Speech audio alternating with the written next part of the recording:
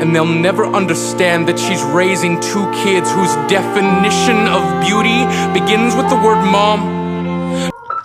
Okay, the goosebumps. Can y'all see this? This man's bars, bro. He tried to kill himself in grade 10 when a kid who could still go home to mom and dad had the audacity to tell him, get over it.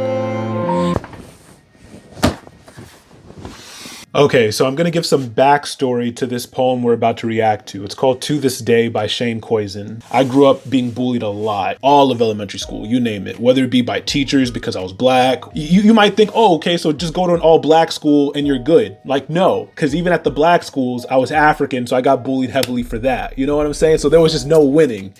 And like the bullying, it messed me up, man. Like real talk.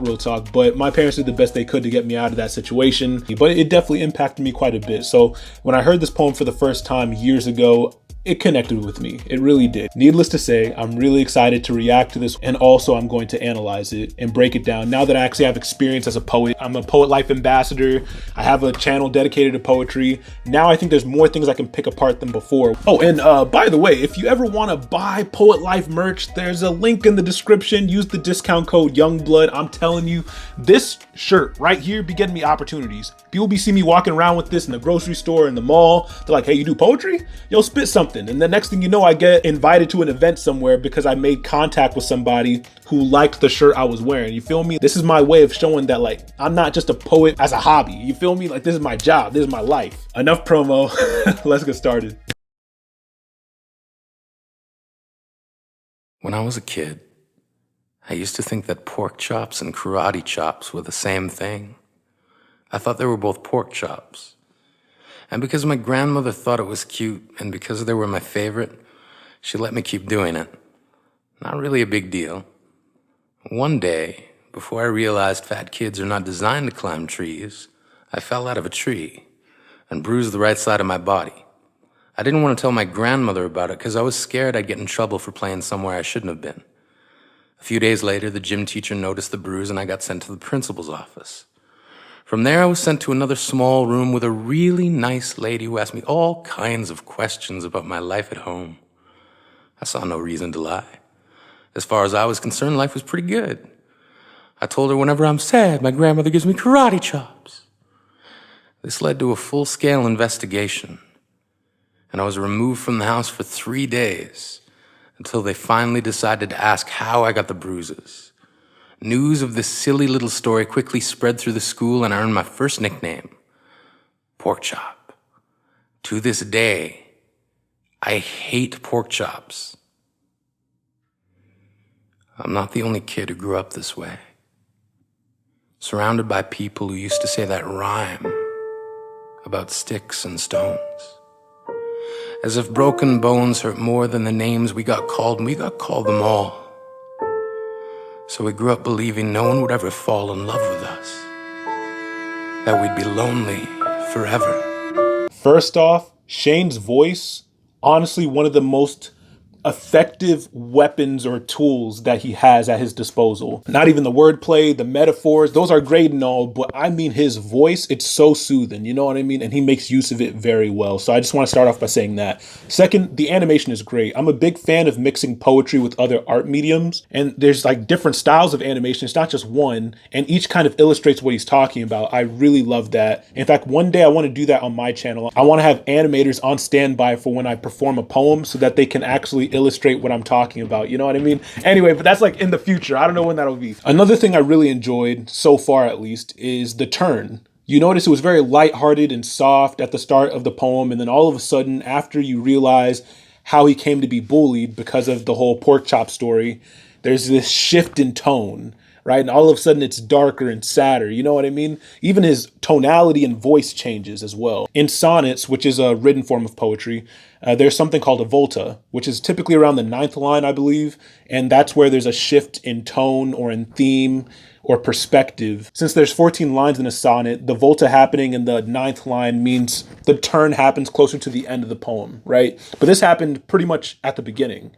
And I find that to be very effective, especially in spoken word. Last thing, remember how he said bullying made himself and others feel like no one would ever fall in love with them? That happened to me too. I don't know what it is about being bullied that makes you think someone won't fall fall in love with you, but there's a really strong correlation between being bullied and having that thought. I don't know what it is about bullying. Okay, last thing for real, for real. Oh my God, there's just so much to dissect. He used the cliche sticks and stones will break my bones, but words will never hurt me, right? I love how he spun that on his head, and it's like, yo, words are far more painful than broken bones. They don't even compare to the damage that words do. You feel me? A lot of poets nowadays will say avoid cliches, and I get where they're coming from, but don't necessarily avoid them. Just use the cliche in a non-cliche way, if that makes sense.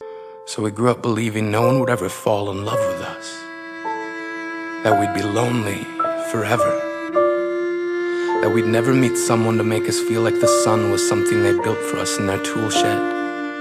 So broken heartstrings bled the blues as we tried to empty ourselves so we would feel nothing. Don't tell me that hurts less than a broken bone, that an ingrown life is something surgeons can cut away, that there's no way for it to metastasize. It does. She was 8 years old, our first day of grade 3, when she got called ugly. We both got moved to the back of class so we would stop getting bombarded by spitballs. But the school halls were a battleground where we found ourselves outnumbered day after wretched day. We used to stay inside for recess because outside was worse. Outside we'd have to rehearse running away or learn to stay still like statues, giving no clues that we were there in grade 5. They taped a sign to the front of her desk that read, "Beware of dog." To this day, despite a loving husband, she doesn't think she's beautiful because of a birthmark that takes up a little less than half her face. Kids used to say she looks like a wrong answer that someone tried to erase but couldn't quite get the job done. And they'll never understand that she's raising 2 kids whose definition of beauty begins with the word mom, because they see her heart before they see her skin, because she's only ever always been amazing. Okay, the goosebumps. Can y'all see this? I know y'all can see that. Whoa. This man's bars, bro.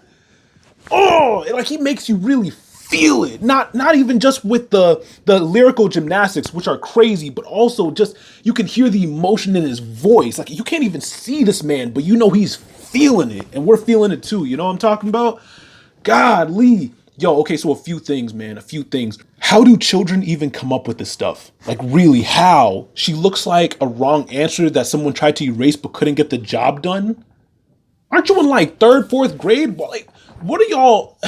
I don't know, it's crazy, man. It sounds made up. That's how insane it is, but you know it be like that. I know it be like that, right? I was called African booty scratcher throughout all of elementary school. You know, I don't know where they got that from.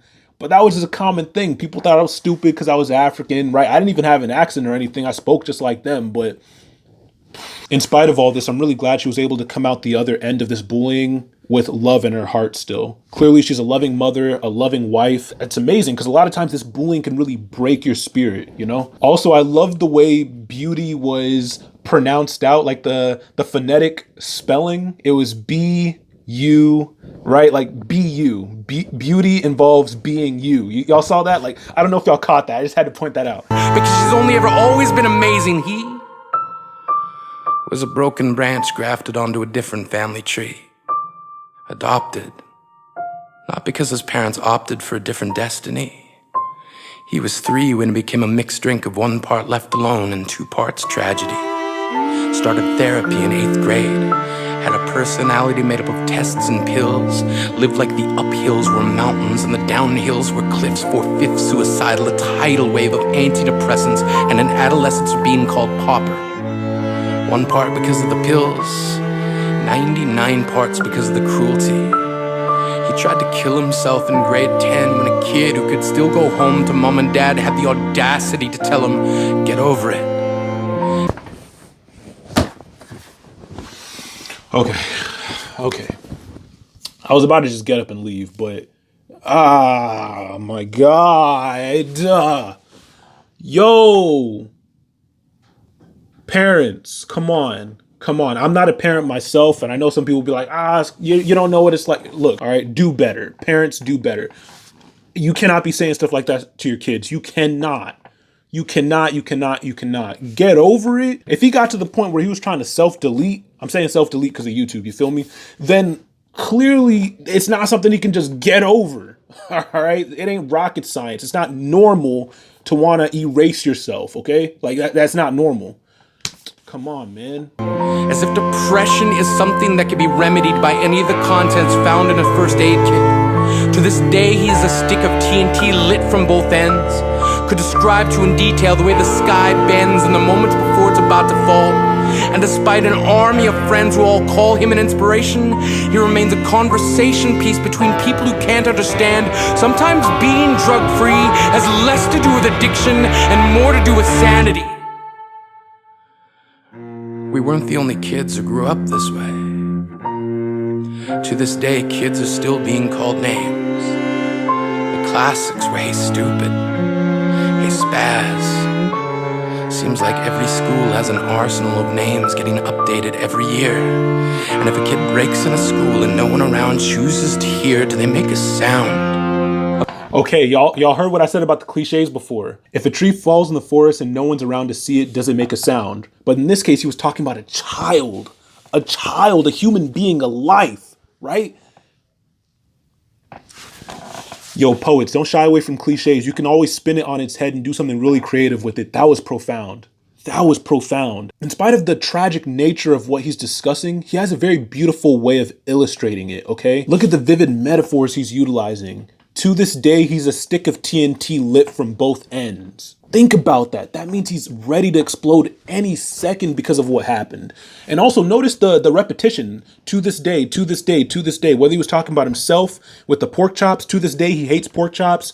To this day she still struggles with understanding that she's beautiful, even with the husband who loves her. To this day he's a stick of TNT lit from both ends. You see that repetition? It's really strengthening the fact that the effects of bullying is long lasting. You know, you might think, oh, that just happened when you were a kid. Get over it. It's not that simple, bro. It's not that simple. Seems like every school has an arsenal of names getting updated every year. And if a kid breaks in a school and no one around chooses to hear, do they make a sound? Or they're just background noise from a soundtrack stuck on repeat when people say things like kids can be cruel.